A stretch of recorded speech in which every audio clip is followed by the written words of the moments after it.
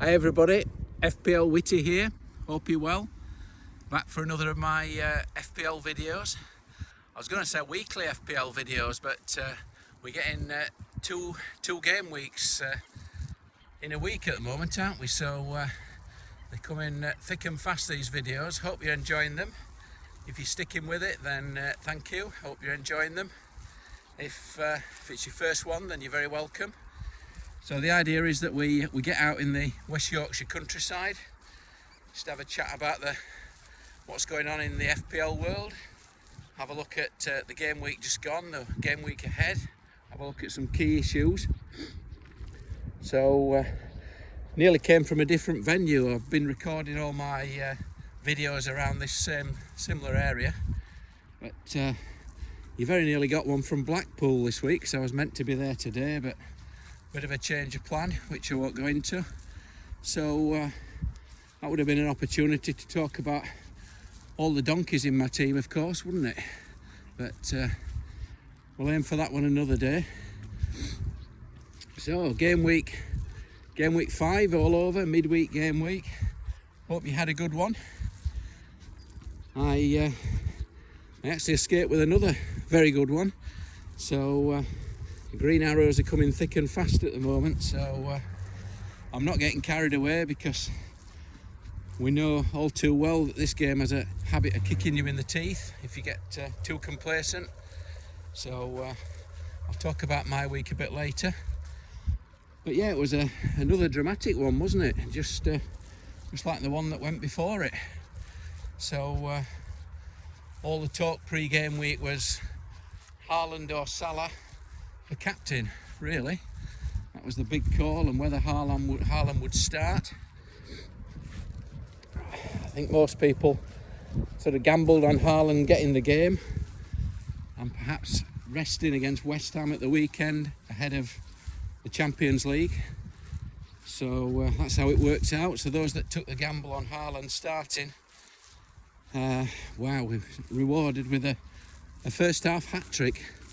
So that was massive, wasn't it? Back-to-back hat-tricks for Haaland. What an incredible talent. I have to say, all the goals were probably ones my grandma could have scored, really, I would think. They're all tap-ins. But you can't fault him being in the right place at the right time, can you? What a striker. So I was on the Haaland captain as well, so a nice 34 points. Certainly a big factor in my game week.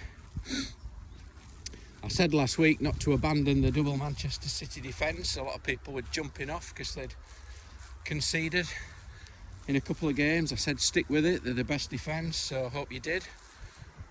Double clean sheet if you're on 2 City defenders.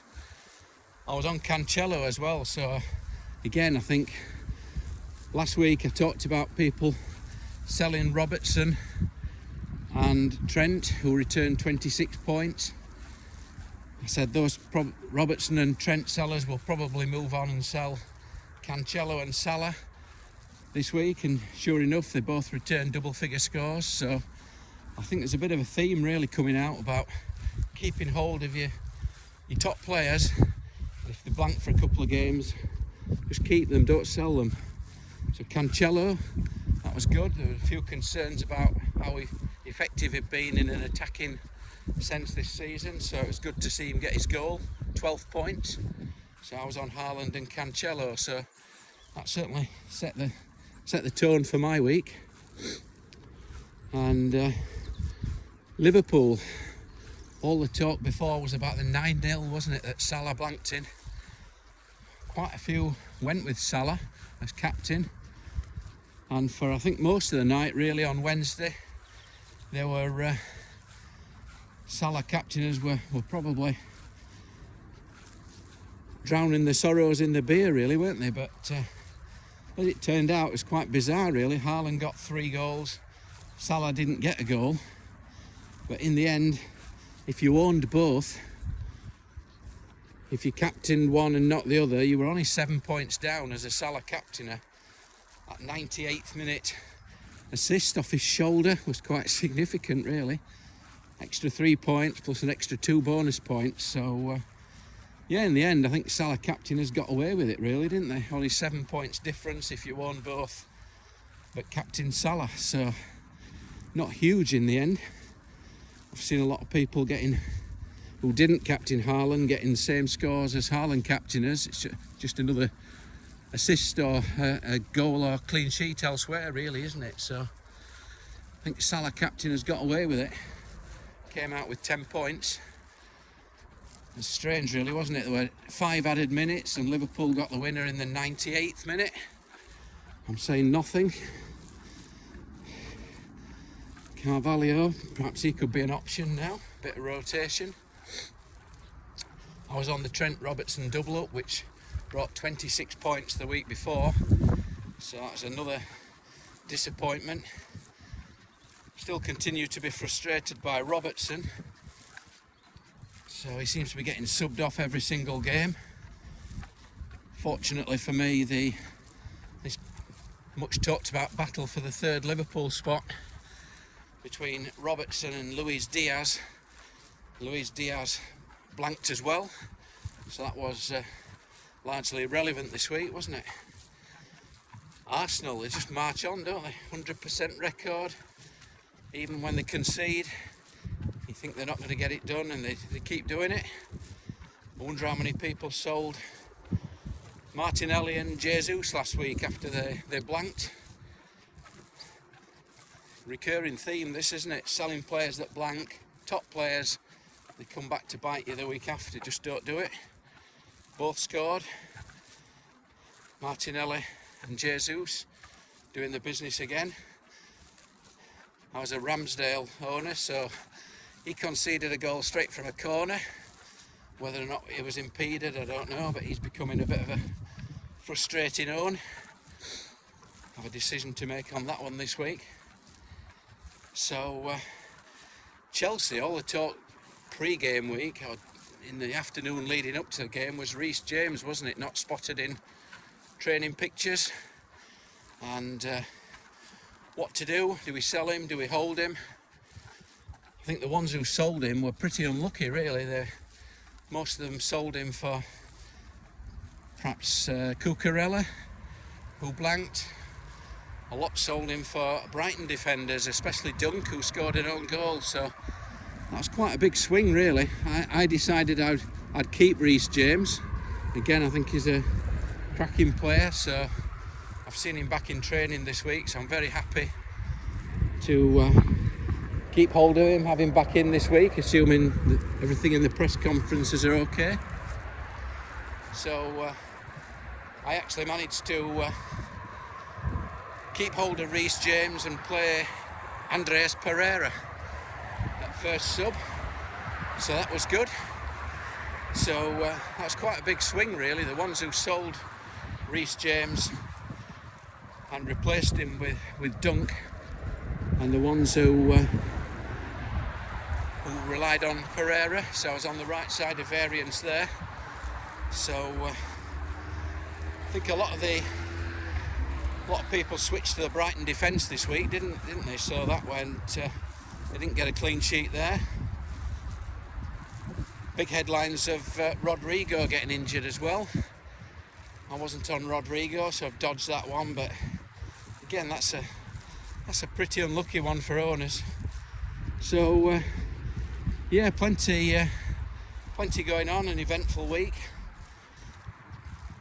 I scored, well, I'm recording this on Thursday before the Leicester-Manchester United game, so there could be some small correction in my rank, but there are very few players around my rank level that could impact me too much tonight. So I scored 87 points.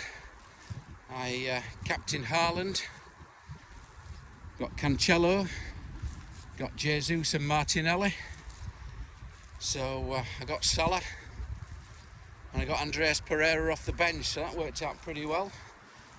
And my rank went up before the Thursday game. I'd gone up from 167k to about 53k, so very happy with that. 4 successive green arrows and I think as it sits, I'm just outside the top 0.5%, so crazy really. But as we say, we don't get too carried away, we know what's coming. Bad week's always around the corner, a kick in the teeth, so we'll enjoy it whilst it's there. So yet again, I don't know what to do this week. I seem to be just rolling my transfer, doing very little, staying patient with my good players. If they're blank for a couple, just keep going. So not sure what I'll be doing this week. Ramsdale could go to Sanchez. I nearly did it last week. That could happen. A lot of people will be contemplating a Haaland rest and taking a bit of a gamble and switching him for a week to Kane, who plays Fulham. It's probably a bit too maverick for me. These hokey-cokey moves never seem to work out for me. Very risky. But I think Harry Kane's certainly got the best captain fixture. We've got Haaland could get a rest playing Villa, so we've got the usual conundrum what to do. We've got Jesus playing Manchester United. We've got Salah in the Mersey derby first up. Anything could happen there.